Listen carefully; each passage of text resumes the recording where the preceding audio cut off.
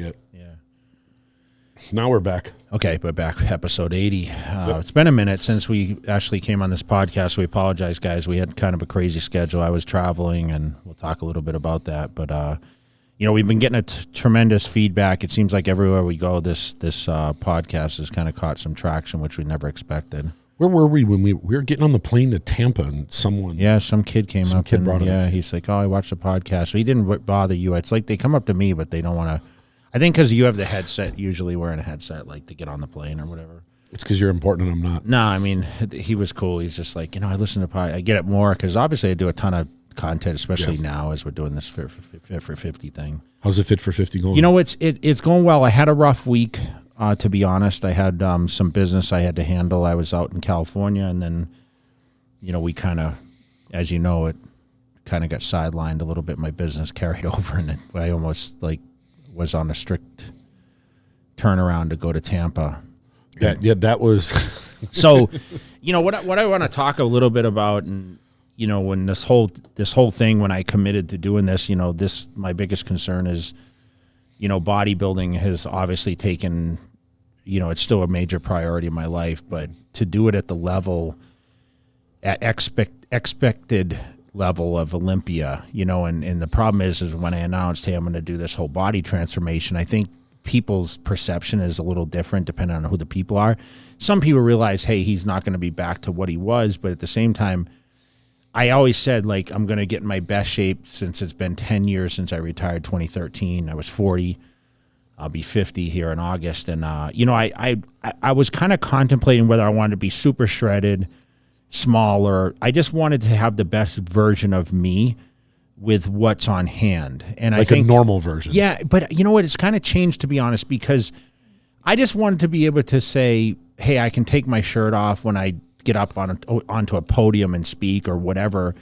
And people are like, damn, that's an impressive physique, which is right now. Yeah. There's no question. But I still wanted to have a point where it's like, okay, my condition is great and the water retention's not super and the body fat's lower, right? So the whole position is going to be as big as lean as possible, but not to have, not to say that I won't, but even now I have some striations, but not like toned down, like ripped for You're not contest. competing. Yes. So, as you know, I mean, someone like me, and you've been there when I trained for these contests, dude, the last week I lose 15 pounds of water, I mean, I drink a lot. So ideally I'm not going to be holding as much fluid, but at the end I want to be able to take pictures and say, wow, okay. And whether I do a water depletion to take the pictures, but not walking around, right? Are you tracking how much is your weight? Where's your weight at? Yeah, my weight is about two, just under 250 now, so 247 somewhere. So which I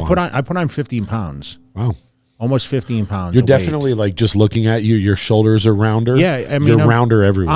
I'm getting rounder, but remember, I'm still 7.5 weeks. So this is really when the body, I want to start bringing in the shoulders, but the training's been super consistent in the food. I eat 6 meals a day, but I missed when we were traveling some. Yeah. It was very difficult. And as you know, I didn't train for 4 days in a row. I did cardio 2 of the 4 days. But I realize now how important it is for every day, especially when you eat 6 meals, you can't take 4 days off in a row. No.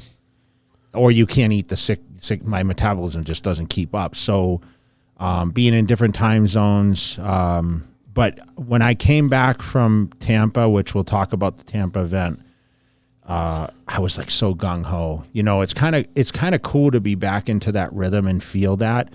But the biggest obstacle is still the food. Mm-hmm. The food is still oh, shoot, I need to prepare that. Oh, if I go to the office, I need to take 1 or 2 meals, and I need to time out because there's not a lot of places I can stop and eat and get plain everything. Yeah. Because right now I'm eating plain. I don't cheat. I don't have any cheat meals. So, if you say, well, what are you eating?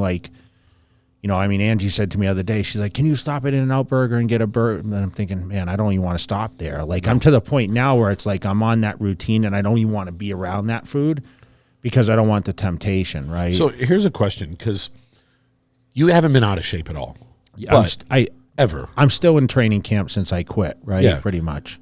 Do you feel health-wise different right now than, let's say, when you started? Like, you know how, like, if I lose some weight, I feel better. Do you feel different? I feel my skin sits different. I feel like, you know, I'm doing cardio twice a day now. Like the last 2 days I've done doubles. This started actually at the 8-week point. I started twice a day. So I do at least 20 minutes twice a day, or I'm trying for like 30 minutes, 2 sessions, plus a training weight session. So these are separate. But yes, I feel more healthy. Because I'm more on track, if that makes sense. Like I'm not eating Chipotle or I'm not eating off really diet, right? Do you think what you're going through now when you're done, is this something you want to sustain? I'm going to keep doing it. Yeah. I'm not going to stop it just because my birthday. I'm going to maintain because, you know, we do go overseas. You know, you and I will be going over to the Masters in Romania. And I really, like, I know we talked, like, people have taken this podcast and they're like, oh, Jay's going to guest pose. I would like my shirt to come off, whether I'm in a suit or not. I want to be able to get up there because, listen, I'm going halfway across the planet. I know I'm going there as a person of interest for a lot of people. Like, they brought me in as kind of the face, right? Yes. So other than me getting up there and, hey, guys, I mean, I've been online doing this whole crazy transformation, talking about it. I'm going to showcase tonight. I actually shoot a YouTube, and I'm going to showcase my physique again, which I haven't in a minute. So why not show it? The people come there. It's Masters Olympia. People have been following it. They thought I was going to compete. They thought I was going to guest pose. Why not take the shirt off? That's the goal. Yeah. So I want to be comfortable enough, which I would today, by the way. But I want to be able to, people to be like, wow, okay, yeah, it's pretty cool. So do you think that even when this is over, like the next couple of years, is this something you want to maintain, like, or are you going to back down? I would like to. I just don't think. I don't think I'll be able to be that committed. To be truthful, the food. Do 6 meals a day at 50. I mean, just is it healthy long term eating that much? I mean, eating 8 ounces of protein and at least 50 grams of carbs per meal. On a lot of meals, like certain days, I cut down the food, but I still have carbs pretty much all except maybe the last meal. I add some avocado to my egg whites. But I have a strict meal schedule that I follow. You know, I'm for, like I said, I mean, I was always cooking the trifecta. I get everything even a la when we flew carte. to Florida, you had I had a meal packed with me. Yeah, flight. And you know, I ate. Did I eat in the lounge? Did I get anything? No. I don't think I did anything heavy. No, right? you had a meal with. I had a meal with. In the lounge. So I'm very particular. I'm careful, and I didn't eat on the plane. Remember, they offered me a meal. I said no. Yeah. I've noticed. Obviously, I'm not trained for anything, but it's really hard for me to eat. And people would look at me and go, "Oh, you must eat a ton." Like I can sit down one sitting and eat a lot, I dread eating. Like when I wake, I hate eating now. And I don't know why. You know what I'm starting to realize though is you know, all along we've preached this. You have to eat every 2.5, 3 hours, right? But I'm seeing people eat. They're fasting now, and they're eating once or twice a day and having a great body. Yeah. Dana Lynn eats once a day. Yeah, so, you know, if you ask me today, and listen, I mean, people are going to sit there and say, well, they're taking steroids or this. And no, it's not even about that. It's about certain genetics. I think because my body was so adaptive all those years of training, and yes, I used like compounds and whatever. But I think your body gets accustomed that, like you said, I never get out of shape, but you go out to eat with me. You see how I'm still particular. Yeah. I'm never a guy to order like a chicken palm or heavy pastas with sauce. You know, I've never done that, right? Yeah. I'll have sushi with rice. Like, I don't eat anything necessarily bad. Yeah. I'll eat In-N-Out burger like once every couple weeks or whatever, but I've been very good about. You've probably never seen me eat really bad and been like, oh my gosh, Jay, you're eating so bad. I can't believe it. No, never. I don't think you've ever said to me, dude, what are you eating right now? The worst that I've noticed you eat is a lot of times when we go out, you'll get like a side of French fries. Yeah. And but is that really that bad? No. I mean, but you'll eat that, but you'll have 2 chicken breasts with it in a salad. Course, yeah. And you'll say, hey, I want it, no salt. That's how I usually, if I'm going to cheat, what I try to do is have a good meal and then have something bad, like if you have a piece of cake or whatever, right? And I mean, I'm like you, I'm not super huge on the sugars. But so to go back, I had a mindset of like, I'm going to get super shredded, like contest shape. And then that kind of changed because I'm not as strict as I thought I would be. Meaning, because it's hard for you to. Yes, meaning I'm not weighing every meal portion, but I know kind of what it is. Like I measure the rice and I know what 8 ounces kind of looks You can like. eyeball it. So it's a little more or less. And I'm not eating fish. I only eat steak and chicken and egg whites and like I said, shout out to Trifecta because it's just great to be able to have the chicken and the steak and the bison. And I've noticed kind of even now, like I had 2 chicken breasts today. The chicken breasts are weighed out perfect portion, so they come in that plastic. You just cut it, and it's exactly 8 ounces. Yeah. So you don't even have to worry about it. Yeah, it's great. Yep. Yeah, I don't. When I was young, I could eat as much as you and Brian did. I remember I used to go to bed and I'd eat 3 footlongs from Subway before I went to bed in my early 20s because it was $10 for 3 subs. They say the bread is it has styrofoam in it. Don't say that now. Is that why I have a gut? Was I eating styrofoam? Isn't that what they say? This I don't something know. about it. I don't know. But no, it's just like I used to eat so much, and now when I look at food, sometimes you're like when you're really hungry, but then I'll be like, so I went up to Utah yesterday for the day for an event. That's your phone, I think. And I went up to Utah and I only ate twice. And when I came back, I had a normal breakfast, I had a normal lunch, and I like going to Roberto's. I get the carne asada. Never ate there. You haven't? It's just steak, avocado or guacamole. There's one right here. Is there? Roberto's, yeah. Oh, it's just steak, guacamole. Right over the bridge. Well, good. Now I know. Exactly. Perfect. Yeah. Now I know it's close. Yeah. But my stomach just, after I ate that, I ate 3 meals. I didn't do cardio that morning or the morning before. 2 mornings in a row, I didn't do cardio. And not doing cardio 2 mornings in a row affected. Felt like crap. Yes, it affected me. So when I woke up this morning, I went and did an hour. And then I came back and I didn't eat for like 3 hours. Do you take probiotics or digestive enzymes? Have you ever done that? It's kind of funny. Consistently. I was watching all these, social media is a crazy thing. You notice everyone's doing these cold plunges now and saunas and people just, there's a lot of followers out there. I know, but like it's the new thing now with the cold plunge. Like, I had people ask me yesterday. I watched Instagram now, and it's like everyone's getting a cold plunge delivered, and it's kind of funny because people ask me. I remember when Cryo was opening, and everyone was opening Cryo locally, and they're like, "Hey, we want you to come by," because they wanted the publicity of the spot. And I remember going in one time, and I said, "I'll never do this again," because it was just too cold. But this cold plunge thing, this cold plunge thing is. I mean, everyone talks about it's Regan so great for mental state too. But I saw someone today goes in their shower every day and does a 30-second cold shower. I said, "Why you do that?" And they said, "Because I want to torture myself to build." Well, no, it says it helps with your mental state. But I see now this cold plunge thing. Does that mean you need a cold plunge? No, I'm not. I said I wouldn't do it. I feel like $1 million. Like I literally go. I'm going to reach out to Nettie. Nettie works over there. We're going to get you a cold plunge. Where am I going to put it? You have your house is big enough. So what happens? You put ice in it, or no? It's got a machine in it. It cools the water down, so it's just as cold. So you don't need ice. I'm going to reach out to Nettie. Shout out to Nettie over at Cold Plunge. We're going to have him send you one.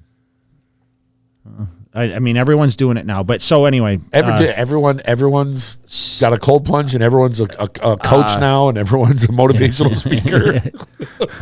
All right. Well, listen, I feel good. Fit for 50 is on track. I'm about halfway. I think halfway will be about 7 weeks. I think I started around 12, 13 weeks. So am I where I wanted to be? Probably not. Probably expected a little more at this point. I mean, last week was disappointing. It was a little setback for me, but we ended up in Tampa. I was just going to say, speaking of motivational speakers, that's your new thing. I don't know if I kind of told more of my story, didn't I? No, I just thought I had some great questions though there, and so we went out to Tampa for Ryzecon, which was an anticipated event for a long time. We, I mean, it was almost a year. Close to a year that they reached out. Close to, I want to say last July. It was the first year they had this conference, and it was as heavyweight as it could get.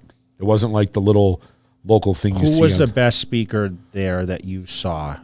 I didn't see everybody, but to me, the most motivation I got was Magic Johnson. Okay. Yes, because I didn't realize. Tell me what you, because I know you wrote down or you messaged yourself a couple things. You know, because I didn't realize how much Magic Johnson owned. Like, I knew he was successful, but you probably don't follow him either. No, right? like, you know, I didn't realize he owned the 10th largest construction company in the world. I didn't know that. I knew he owned the Dodgers. I knew he was invested in one of the soccer teams. I didn't know he owned the company that feeds all of Disney. He owns the food company. I didn't know he was the first and only person ever to partner with Starbucks. He owns independent Starbucks. He's the only one. No one else in the world is allowed. Well, I think Shaq's invested in stock or something. He's invested in the company, but Magic personally owns a certain amount. And he said in this, nobody's ever done another deal like this since him. You know, Magic went broke. You know that, right? No, I didn't. Yeah, he went broke. He had a manager or someone that stole most of his money, and it was late in his career. Okay, and he revitalized himself now, and he was. Super you know what it was? It was just a lot of the stuff he was saying is stuff that I've always told people, and the one thing that really triggered me was you always want to overproduce. You want to do more than is expected. If you want to get real retention, you have to overproduce. And too many people now, they want the big check, but they don't want to put the work to get it. They expect it. They're entitled to it. I won this show, I deserve this. I won this, I deserve this. Instead of going, yo, why don't you, if you deserve this, go make a company feel, holy man, not only does he deserve this, he deserves more. And Magic said that, overproduce. And if you overproduce, you're going to get the retention you want and you can get the deal you want. And also, just because a deal comes to you today doesn't mean it's the right time for it. Because if you accept a deal and you're not ready for it, you could burn that bridge. But if you say to them, hey, I'm not ready for this, and 2 or 3 years down the road when you are, then you can actually give them the results they want. But he was very, he was talking, the way he was speaking, the average Joe could understand where he was coming from and how he got to where he's at. And one of the other things that he preached on was, do not hire your relatives. Don't put people in positions just because they think they deserve to be in that position. Put people there that are good at what they do and are experts at what they do. Otherwise, you're going to lose more in the long run. And we all see this where people hire their spouse or they hire their brother or their cousin or their sister or their neighbor or whatever. And he said, I pay him to stay home because I need people in these positions. But not everybody's trying to build this massive entity like he has. His is on a totally different level. We're talking hundreds of billions. And like, I didn't know, like, if anyone's flown in and out of LaGuardia, all the construction there, his construction company, that's his construction company that's doing that. And now they just got the contract for JFK because of what's happening there. So he was good. Goggins was funny. Goggins had a lot of real funny responses. And just the way he delivers stuff is normally how I do, like no filter. So did people ask Magic any questions that were in the seminar? People did. No questions came up that were blown away. No, not because when I was speaking, not to cut you off, I felt like I had some really good questions. Like I had one woman that stood up and she said, I compete. I'm nervous. How do I overcome this? And I told her practice makes perfect, right? And build the confidence. And I said, this isn't easy for me to stand up here in the beginning. And now it's simple. But yeah, I was nervous, even when I was turning pro and guest posing and paid, I was nervous getting on stage. Like, am I going to be able to remember a routine and not look silly up there? Yeah, but one of the things, too, you got to remember, not only are you performing, you're pretty much naked. I know. And I've never, just looking at that going, there's a difference between standing on a podium and talking and walking across with your ass hanging out I in know, a thong. but the thing is I think because, you're taking your clothes off in the gym and, we're just it's so open, when you're a young child, right, you walk around in your diaper and, your nieces and nephews, right, you've witnessed all this. Yeah. So you kind of get used to that. And growing up in the country, like we wore no shirt. Yeah, I never wore shirts. No shoes, nothing, right? Run around barefoot. So it's like when you transition and you end up making a living on a stage with basically posing trunks on, it's not much different from when you grew up as a child in the country, it seemed like. So I think, for me, like I adapted to it well, and I felt strong enough, like I was pretty proud of my physique. Like I told you today, if I had to take my shirt off in the middle of this podcast, I wouldn't be embarrassed to do so, right? Yeah. I mean, you witnessed me at bodybuilding shows pull my shirt off, of course, drop my pants and whatever. But yes, it does take a lot of courage. And like I told her, all eyes on you, walking in heels, different from myself. But you said Goggins had some really good he had moments. He had some fun. He's very direct, Yes. and that's what I like. Goggins is great for motivation, right? He was definitely. I would say he got the biggest ovation of anyone. I didn't see everybody. I wasn't there. I didn't see Rick Ross on Sunday. Grant Cardone. I didn't see Grant. I saw Tim Grover. His was a little different though, because everyone's different, has different styles. Where Magic grabbed the microphone and he went right in the crowd. Like he wanted to be amongst the people. Someone ask a question and he would look at him and say, "Come here, I want a hug." And he would talk and he'd say, "If you want a question, come talk to me." And you could feel like his presence was in the area. Like you knew he was there. Goggins sat on stage and just talked with Vic, and they just had a fireside conversation. At the very end, they opened questions. So he wasn't real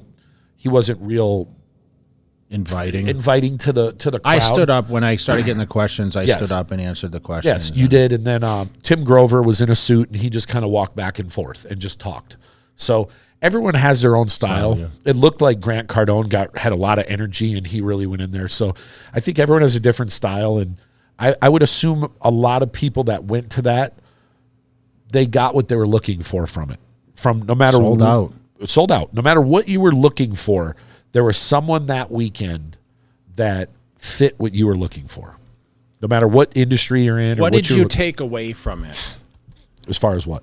Like, so if I asked you to do a synopsis on the weekend, like you saw some of these. I mean, these are speakers that are booked. I mean, this was an opportunity. It's the first time I spoke with a motivational. So when you made that joke in the beginning, like now you're a motivational speaker, right? Yeah.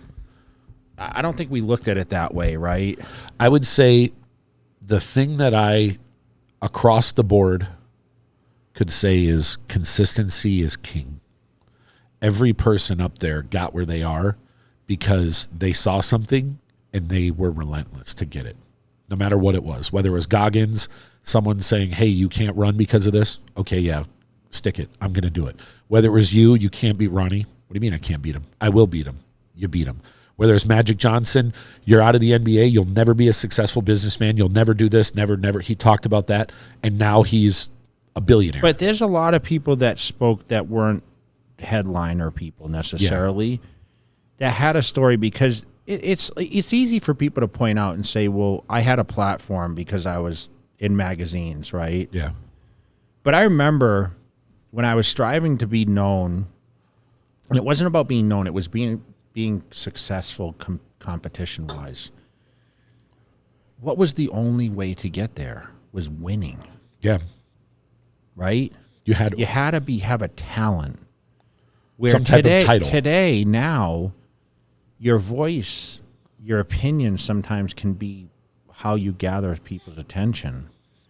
And there's wildly successful people. I mean, there's people driving by right now or working in the office next door that have so much knowledge or success or history and business and whatever else that we'll never hear about. So what separates myself from some of these people that are trying to break through? And I think that's why people attended that, right, is to kind of learn, okay, how do I come out of my how do I present this in order to be seen, be heard, make a difference? You know, is it possible for anyone to do that? I think so, because the other thing too, like if you look at the people that were there, who there has real accolades? Magic does. He's an NBA champion. He was the best in the world at what he did. Goggins was an ultra marathon runner. Goggins was the best in the world at what he did. Mm-hmm. You were the best in the world at what you did. I don't know about Tim Grover or the other or people weren't Grant Cardone. The other people didn't have as far as the accolades. They're obviously one of the best in the world at what they do. Grant's a real estate guy. Tim's a trainer. What was Rick Tim Ross, a professional athlete, or he was? I don't think he was. He was Michael Jordan and Kobe Bryant, course, and yeah. he was their trainer. But you guys all got your fame from the titles you won. There's other people up there that are wildly popular that didn't have that. So they showed, like, I'm going to use Grant Cardone as an example. He became known mostly because of social media, I assume, because he was a real estate guy. I never heard of him until I started seeing his 10X seminars and started seeing his stuff on YouTube and put out there. I mean, I could be wrong. He might have been wildly famous before that. I never heard of him until I started seeing him talk on YouTube and stuff. So social media kind of made him. Do you think Goggins got well known more for the Joe Rogan show? I know he had a book, and that made him super popular. I think Joe Rogan, but also he put him on a different level, right? His reels and his interviews and stuff, because he uses a lot of profanity, and a lot of times direct and to the point, right to the point, and there's no BS at all. I would say, I mean, even like one of the other guys that we met, Ryan. Yeah, I have to brag about Ryan from Hammy TV, yeah, which is one of the most viral YouTube. He's got some funny stuff. One of the most viral social media guys in the world. And even after you left, I sat with him for like 2-3 hours and just talked to him about learning more about social media than I even knew. I know enough, but him even showing me how to tell who has real and authentic traffic from like really digging deep into it, where he knows some of the things that the average Joe or the average company doesn't know. So for me to be able to soak this information up, I can look at this and go, oh, so-and-so has X amount of followers and X amount of comments and X amount of likes and X amount of this, but it's still not real, because there's ways you can drive all that stuff there to fabricate it. And he showed me how to, I'm not going to share it, but he showed me how to detect which is right and which is wrong. I mean, which is real and which is fabricated. But that's someone who we got to meet there because he just came there to see the conference. Support it, yeah. Yeah, support the conference. So it was, I'm really looking forward to it next year. It's in April next year. And I don't know if they're going to do 1 or 2 a year, but they're doing another one in April. And his team did an amazing job. That was as first class of an event as I've ever seen. It wasn't at like some high school auditorium. It was at the JW in Tampa, and everything was there. And they had cocktail hours set up for the sponsors. They had private dinners set up. They had certain areas for lunch where different level ticket holders could get certain type of lunch and coffee. And it was, I didn't get any of the food. No, because you're on a diet. But it was an amazing event. So shout out to Vic and his whole staff. And yeah, thanks for letting us be a part of it, man. It was awesome. Yeah, I mean, I would have no problem going to it just to absorb the information, because there's a lot of people. The takeaway was pretty good. Yeah. I mean, like I said, even when we were sitting there, like I wanted to watch Magic more than anyone. That was there because obviously I've heard you speak a billion times, but being able to just listen to him say things from a guy who was an athlete that everyone said you can't be successful, but him not to just be in one lane. He is so diversified in stuff that he invests in, but he has the same thought process of everything. Hey, if they expect this, let's deliver this. Let's work harder than everybody. Let's go above and beyond. One of the other things he said, and it's a pet peeve of mine, and it drives me insane. He said, I haven't been late in 47 years, and I'll never be late again. Do not disrespect someone else's time. Show up on time if you want someone to take you serious. Now, here's a guy who's one of the most famous people in the world, who is as wealthy as it can be, and he's always on time. And you and I, look, I'm never late. You're never late. You're always on time. But there's a lot of people we know that don't have those accolades that think it's cute to be late. And it's like, it's not funny. It's not cute. You're an asshole if you're disrespecting someone else's time. So he made a point to say that there. I have not been late in 47 years, and I will never be late again. And that's something from someone at that level to remind people, just because you're successful, you're famous, doesn't mean your time is more valuable than the next man or next woman that's taking their time to meet with you. So So respect their time. And that's little things like that resonate with me. Did you miss Tampa when we showed up there No. to bring back some memories? Or No. I lived in Tampa for 10 years. No, I just, one thing I've noticed is it's grown a lot. It's especially South Tampa. It's grown a lot, but they haven't updated the freeway still.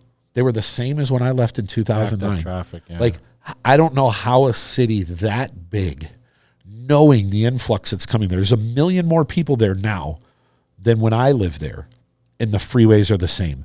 It's the same 3 lanes down to 2 lanes going through downtown on 275. How can a city that size, I mean, that's a top 20 city in America, the whole Tampa Bay area. I mean, there's almost over 3 million back? people. No, absolutely not. I don't, where we live here, I mean, I've lived in Florida half my life. Vegas is the best of both worlds, of all worlds. And it's from the weather to the traffic to, I mean, look, we got 4 and 5 lanes everywhere here in the freeways. And if we get stuck in traffic for 5 minutes, we're like, this damn traffic. And I'm going, it'll take you an hour there to go 3 miles. And that's just normal. And my time is too valuable to sit in traffic. So, but it was, it's still, I mean, I shouldn't say it. It's still good to get back there and kind of, you go through certain areas. It was hot, man. I was surprised. We walked to get food that night when we landed, and it was like, it was a little humid. No, I remember. A little difference, yeah. We come out of the airport, and right when we walk through a sliding glass door, you just look at you like you got hit. You're like, oh, the humidity is so gross. A little different, yeah. Yeah. But no, it was good. Because we've been spoiled a little bit in Vegas right now. That's strange. Did you see this? Did you see this? In like 3 more days, if it doesn't hit 100, it's going to be the longest. Really? That it hasn't been 100 degrees. It's like 200 something days. And I've looked it up. It's been in the 60s every night here. Yeah, it was beautiful. Last night I drove home from the gym. I went and trained legs last night. So last night was one of those things where I was like, I'm not going to train. I did back the day before. And normally I'd have, like, after 2 heavy body parts, I take a day off right after one of those. So I did back the day before yesterday, and I was sitting there last night. And, Capone had surgery on his knee and stuff. I'll talk a little bit about that. And I'm like, you know what, I'm going to train. So I went and trained late. I texted you. I knew you were coming back, but and I drove back with the windows down. And I never do that. Yeah. It's one of those things where I'm always in AC, or I don't really drive super, like, late at night. It's usually traffic and whatever, and I just don't roll in traffic with the windows down that often. So it was kind of nice, actually. I was kind of surprised. I'm like, damn, it's actually pretty cool out. I did that last night. So you blast the radio and you cruise, right? Yeah, But I like my windows down. I don't like fabricated air.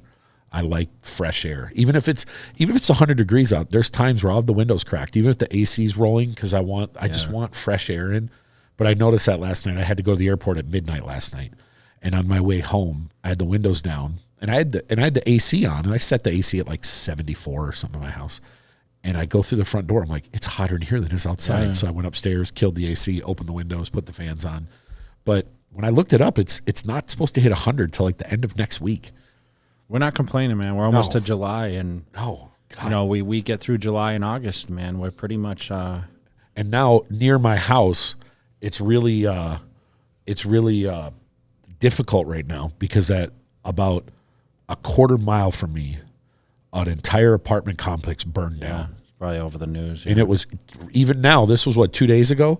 Even now, when Junior responded to it. Oh, he did? Yeah. Right when I drive down the freeway, you can still, there's smoke still all over the freeway. Yeah. And that freeway was clogged up last night, so I left the office last night and drove home at like 5:30, and it was like everyone's slowing down to look, because it's still like smoke coming up. I never had Ring on my phone go that crazy in my life.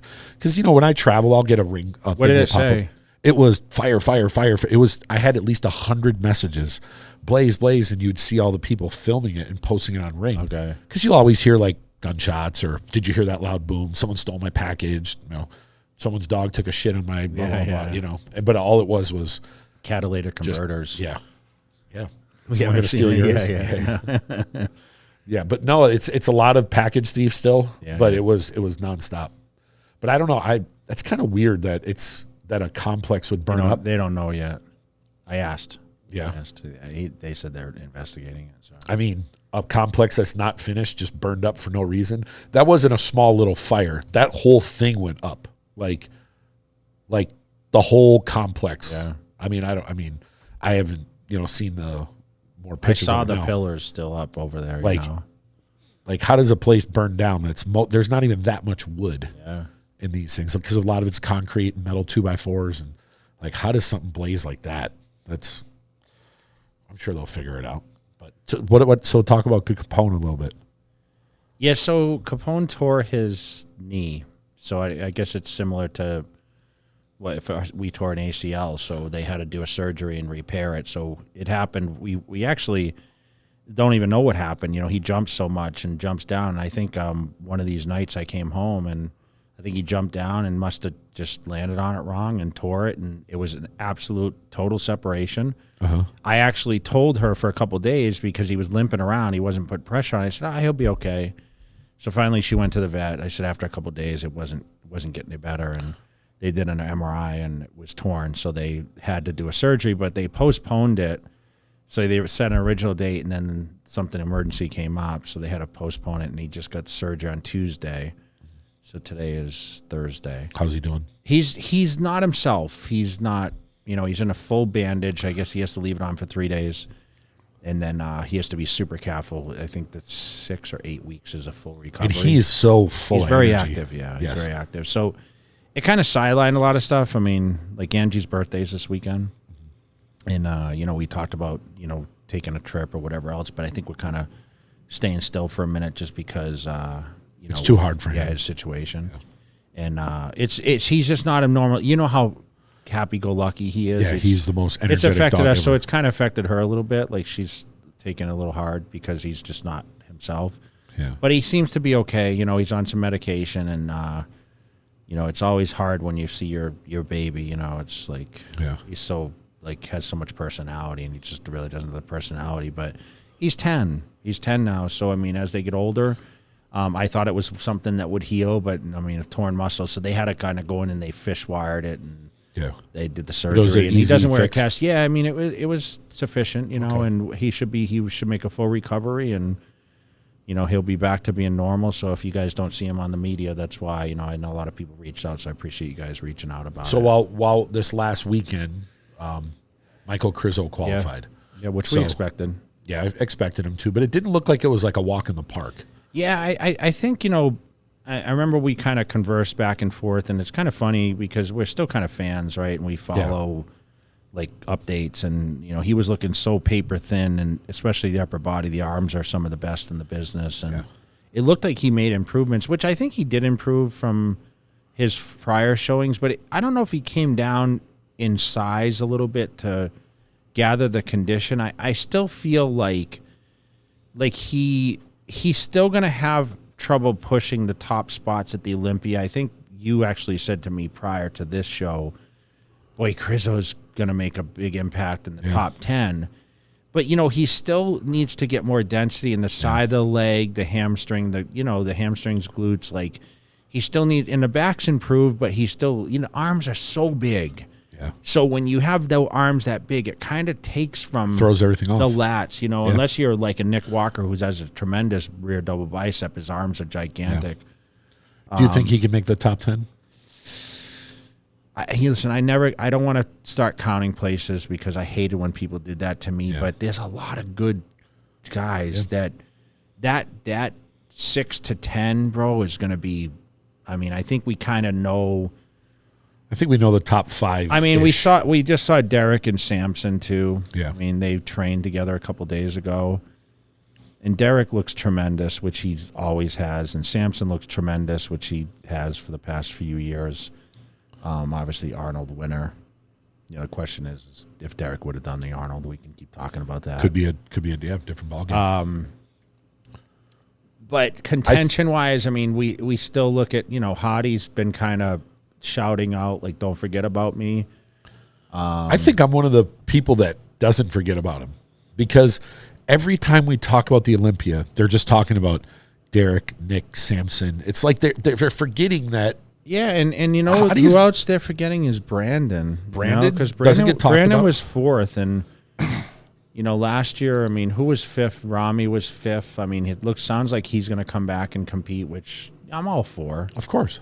I mean, people need to, I know people are like, oh, he needs to possibly take a step away. And I think that's get a little misconstrued. And I hate the fact that Steve Weinberg has kind of been put on the spot because he said, basically go back to what you're doing. And I don't think he ever said like he needs to take the whole year off, or I don't even know how it was said, but there's a lot of controversy right now. But the point is like he just needs to regroup, and do what he does best and come in the best of his ability. And there's no real timeline on that. And he's 38, right? So it's not like, oh, I'm going to take a few years off. Like, no, I think time's running. I hear his health is really great. I hear that his training is great. I mean, he has had some atrophy compared to years prior on the arms, triceps, or whatever. I think he's admitted to having some downsizing there. But man, like he looked great at the Arnold. Like we said that. I feel he probably could have placed a little better. I mean, but I don't want to discredit the people that did place. I mean, Andrew, and I hear great things about Andrew too. And the big showdown is going to be Texas. Yeah, Hunter and Andrew.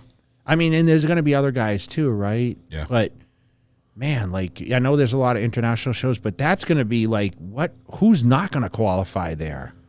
Those two guys need to be in the lineup because they're people that we're talking about. Yeah. And the question is, can Andrew come and win the Olympia and shock the world? I think everyone agrees across the board. If he has the conditioning of the top guy, I don't think anyone can beat him. But he has to get that conditioning. And if anyone can do it, Aceto is one of those coaches that has the ability. I spoke to Chris. He's pretty gung-ho about it. And especially if he put on some and weight. Where's Sergio? I mean, dude, I just watched Steve Kucalo press 200-pound dumbbells in the gym 3 days ago. For 4 reps. He hasn't competed in a couple years. I know, but people said he was retired. Yeah. People said this. I didn't hear from him. And he's pressing 200-pound dumbbells in the gym for reps. Even looking at a 200-pound dumbbell and he's hurts. Huge. Maybe he'll come back. Maybe he'll do Texas. Maybe. Texas is what? And what's going on with Seth Feroce? He looks unbelievable. I don't know. He looks crazy, too. I don't know. Maybe he's going to slide in there. He used to speak to all these guys pretty consistent. You should hit him up and find out what his deal is. Cause I know. I gave him shit for I don't even know if he's bodybuilding. I think he's doing more functional training. He looks ridiculous. A beast, yeah. There's a lot of... He could give the 212s a run. He could give the Open a run. I know. Well, I think he's 212. I think he was a 212 guy, right? I told him a long time ago. I said, you could have all this, but you get that one title under your... He's still pretty young, right? Mid-30s, I guess. Yeah. I think he's pretty young. I'm assuming he's healthy. I don't know. I haven't seen Seth in a while. I'm excited to kind of talk about who shocks us the most in the early season, to be like, wow, that guy's coming. We saw Ian now, he's qualified, and we saw Michael, he just qualified, and Sergio didn't get where's Sergio? Like, I don't know what he's doing next. I haven't asked him. We need to hit him up and ask him what he's up to, Yeah.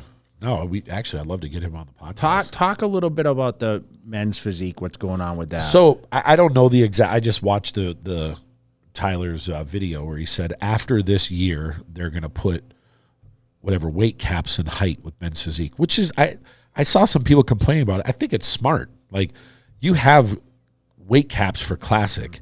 Some of these men's physique guys are just as big as the classic guys. So if you have weight caps for every division except the men's open, why would you not have it for this too? So I'm not against it. The question would be, what is the height and weight cap going to be? And are some of today's top guys going to have to downsize their physique? Like, I don't know. Does it shake up the top 10 in your opinion?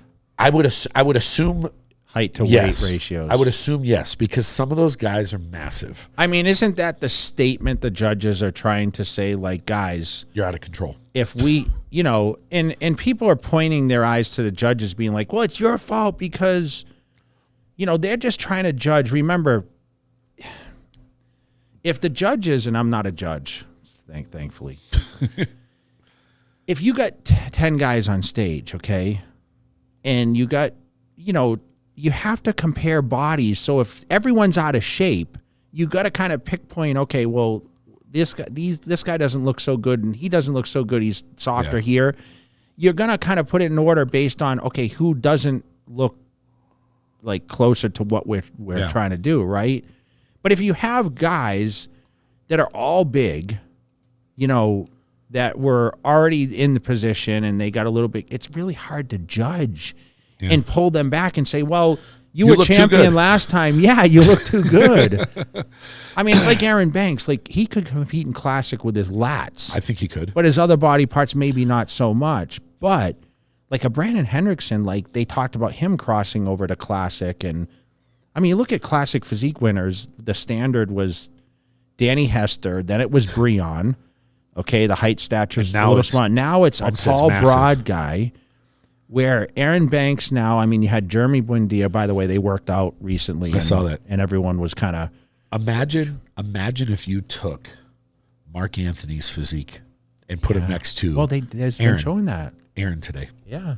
I mean, what was Mark was the standard. 180? Yeah, maybe like probably 175, maybe 180. I mean, Jeremy was the same, right? I mean, 190, I think maybe. I think Mark's a little taller than Jeremy. He is, but like those guys were they were the standard. Yeah, the standard keeps changing, but you know the standard. Yeah. I don't want to say it's changing in men's open. It always has just been the most muscular, most conditioned. I mean, I always said we're too big. Yeah. So was Rami too big? And the funny thing is you know, I hear these people say, "Oh, you know, when Brandon won, is it gone back to aesthetics?" Or when Dexter won, it went back to aesthetics, and it's like. Well, until the big guy comes and he's got enough balance. I always say that at the end of the day, great big guy. Yes, will always be a great small guy. Yes, it's still a muscle we contest. We hate to ruin the dreams. And I know that bothers some people, but at the end of the day, if a guy that's 6 foot tall has the shape, the condition, like Ronnie, Chris Cormier. Yes, well, look at him. Perfect physique. Yes. He just ran up against you and Flex and Kevin Levrone. Yeah. Like he was a freak. But think about what you're saying there. What about Sean Ray? That era, Sean Ray was someone that was shorter stature, but Ronnie just shy of 6 foot. Chris just shy of 6 foot. You couple inches shy. Flex Wheeler, was he 5'11"?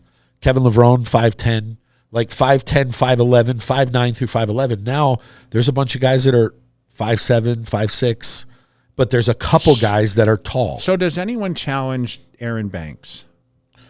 It's going to be tough, right? I told Aaron this when I was on a call with him. Look, nothing's guaranteed. We all know this. If you think it's guaranteed, then nothing's guaranteed. But it's going to be very hard for someone to challenge him. I'm not saying it can't happen. Look, we all know it all happens during that 15, 20 minutes. Do you know, I was watching something the other on Instagram. Phil Heath versus Dexter popped up in 20. I think I forwarded it to you. 15. Dude, Dexter looked pretty massive. Good. Dexter looked huge. I see how Phil won. Yes, but it was close. Yes, man. I forwarded that to you. Yes, if you had judges that weren't seasoned to the depth that they are. That's a tough call. I could see. I think that was the year when Dexter had as much size as he's ever had. But he was 40-something years old. But he was shredded. He had the shape. He had the lines. He had everything. If Phil would have been... Was it 15? I think it was 15 or 16. If Phil would have been off that much, Dexter could have got him. It was that close. But Phil couldn't have been any... off. And listen, we talked about Phil at 90%, 85, like could still beat most. Not that year. He had to be, if he had been off a little bit. Yeah. Yep.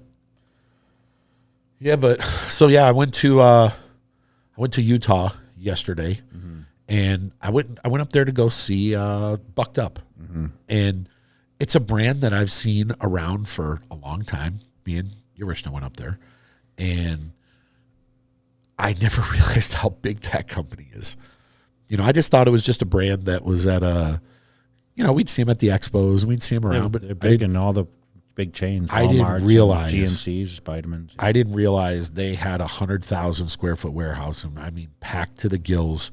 They had every pallet to the roof, four floors up, and they had every aisle with pallets. That gives me anxiety of an inventory.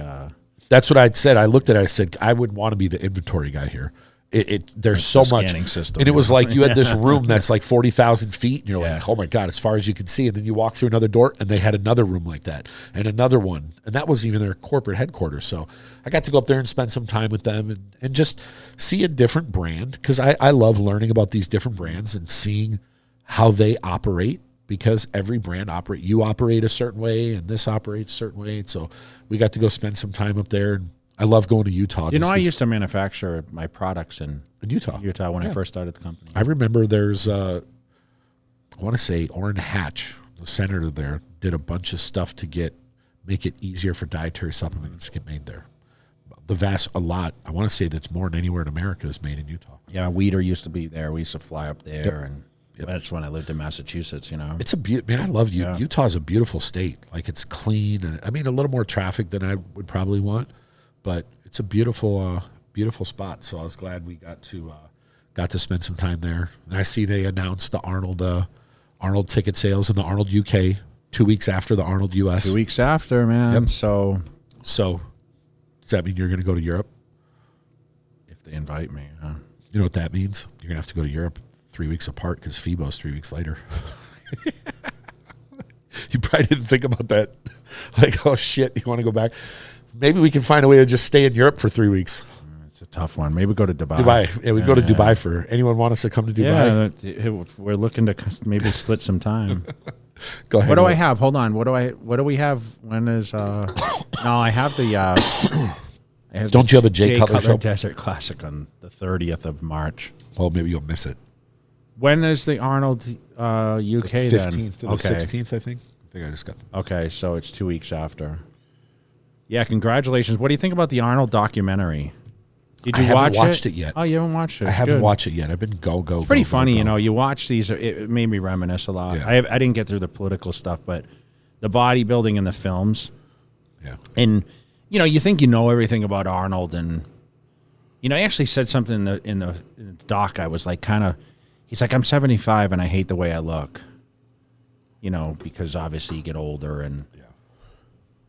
I don't think, people ask me all the time, are you happy with the way you look? And I'm like, I'm not to that age yet but I mean, you missed I missed for a couple times in the gym. I got this feeling like I was full and I was hard and I was like, oh my gosh, I missed this. But, I don't miss like the repetitive to try to stay that way, Yeah. But it was cool to watch Arnold and learn about, I didn't realize how close his heart surgery was to disastrous.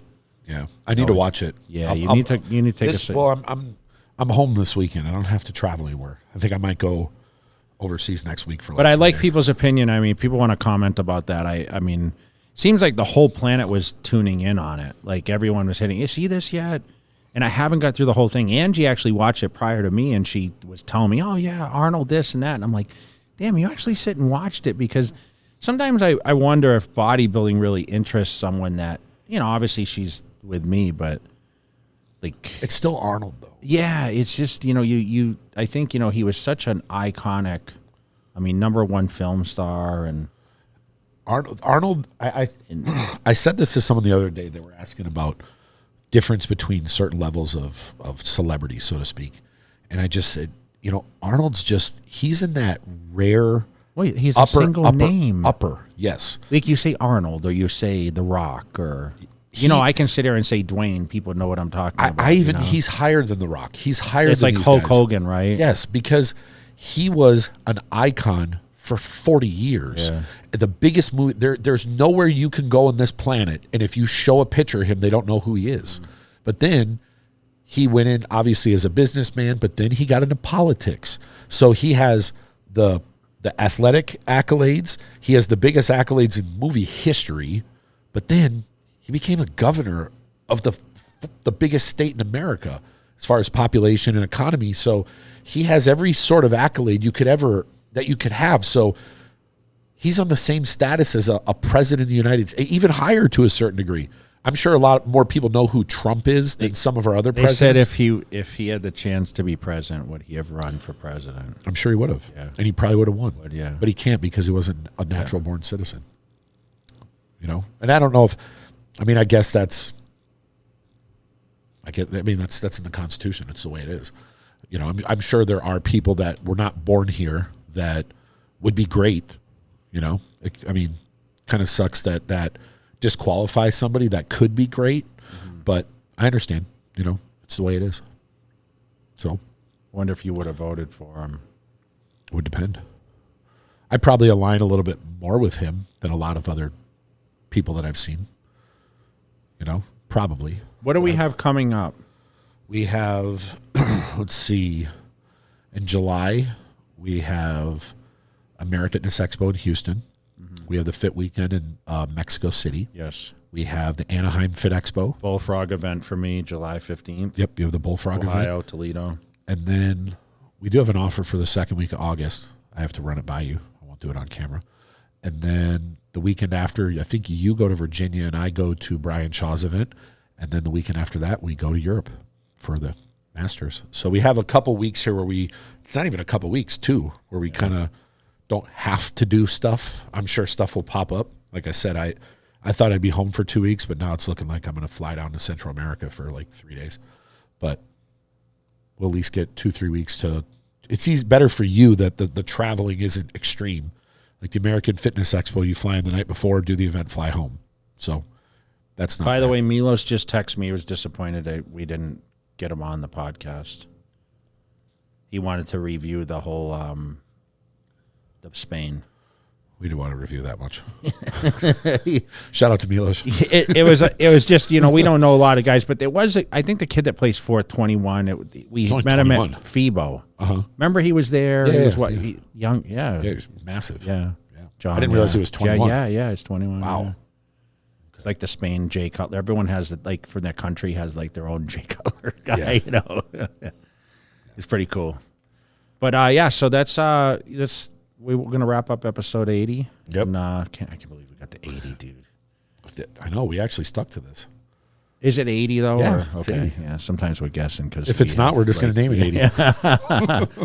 80. So let me hear you guys comment on there. What you guys thought about Michael. You know what your predictions are. We talked a little bit about the Olympia and then the Arnold doc. I'd like to hear a little. I'm gonna make sure to watch the Arnold doc. And I need to. We'll be back. We'll probably be back early next week for our next episode and release it. Sorry about the little delay, guys. Maybe we'll bring Milos on and just tell him. I'm going to tell him. Hey, I'm going to tell him this. Milos, we're going to talk about a show. When we get here, we're not going to talk about it. We're just going to throw him off. Now he knows our game plan. Well, we appreciate you guys, and we're out for episode 80. Peace.